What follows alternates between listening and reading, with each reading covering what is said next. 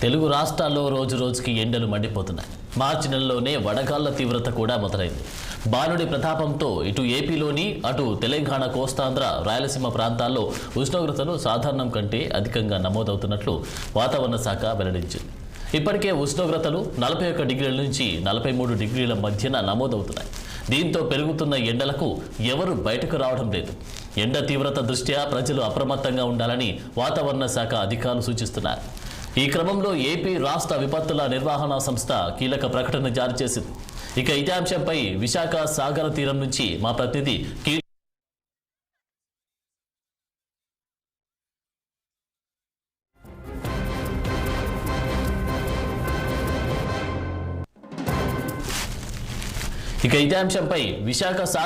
నుంచి మా ప్రతినిధి కీర్తి కన్నబాబు మరింత సమాచారం అందిస్తారు. తెలంగాణ వ్యాప్తంగా ఎండలు మండిపోతున్నాయి. ఈ నేపథ్యంలోనే పగటిపూట ఉష్ణోగ్రతలు పెరుగుతూ వస్తున్నాయి. ఈ నేపథ్యంలో చూసుకుంటే కనుక విశాఖలో 8 దాటితే బయటికి రావాలంటే ప్రజలు బంబేలు ఎత్తిపోతున్నటువంటి పరిస్థితి కనబడుతుంది. ప్రస్తుతం మనం విశాఖ సాగర తీరంలో ఉన్నాం. సాగర తీరంలో పరిస్థితులు అయితే మన కెమెరా మ్యాన్ చూపించే ప్రయత్నం చేస్తాడు. ఏదైతే ఎండలు భయపడుతున్నటువంటి తరుణంలో విశాఖ ఆర్కే బీచ్ నిత్యం రద్దీగా ఉన్నటువంటి ప్రాంతం అంతా కూడా బోసిపోయినటువంటి పరిస్థితి అయితే కనబడుతుంది. ఈ నేపథ్యంలోనే గడిచిన కొద్ది రోజులుగా ఎండల్లో ఉష్ణోగ్రతలు పెరగడంతో రాష్ట్ర స్థాయిలో ఉన్నటువంటి ప్రస్తుత ఏవైతే ఉష్ణోగ్రతలు చూసుకుంటే ఇప్పటికే పగటి ఉష్ణోగ్రతలు 41 నుంచి సుమారుగా 43 డిగ్రీల మధ్య నమోదవుతున్నటువంటి పరిస్థితి కనబడుతుంది. దీంతో పెరుగుతున్నటువంటి ఎండలు ఎవరూ బయట కూడా రావడం లేదు. ఎండల తీవ్రత దృష్ట్యా ప్రజలు అప్రమత్తంగా ఉండాలని ఒక పక్క వాతావరణ శాఖ అధికారులతో పాటు కూడా వైద్యులు చెప్తున్నటువంటి పరిస్థితి అయితే ఉంది. మరోపక్క ఇవాళ నుంచి 50 మండలాల్లో వడగాలులు వీచే అవకాశం ఉంది.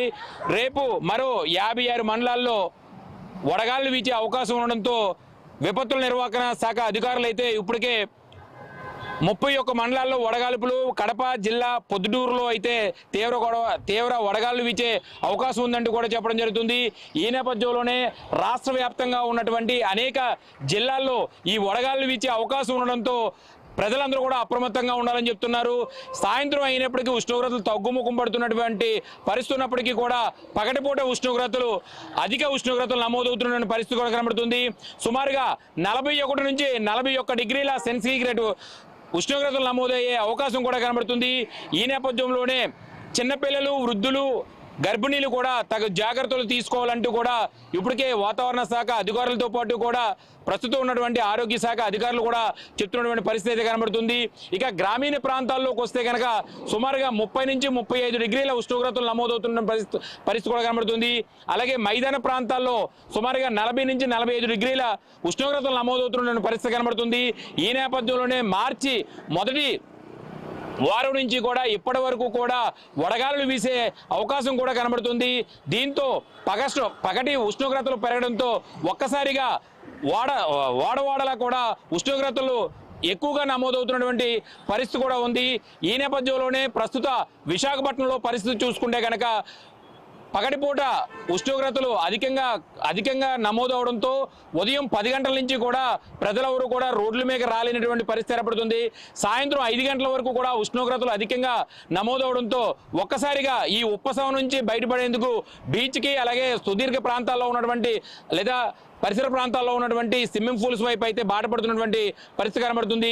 ఏది ఏమైనప్పటికీ కూడా మరికొద్ది రోజుల పాటు కూడా పగటిపూట ఉష్ణోగ్రతలు అధికంగా అయ్యే అవకాశం ఉంది. కాబట్టి ప్రతి ఒక్కరూ కూడా ఈ ద్రవ పదార్థాలు ఏవైతే ఉన్నాయో మజ్జిగ, మంచినీళ్ళతో పాటు కూడా కొబ్బరి నీళ్ళు, గ్లూకోజ్ వాటర్ తీసుకోవాలంటూ కూడా ఇటు వాతావరణ శాఖ అధికారులతో పాటు కూడా వైద్య శాఖ అధికారులతో తెలుపుతున్నటువంటి పరిస్థితి చాలా స్పష్టంగా కనబడుతుంది. కెమెరామెన్ భరత్తో కన్నబాబు, విశాఖపట్నం బీచ్ నుంచి.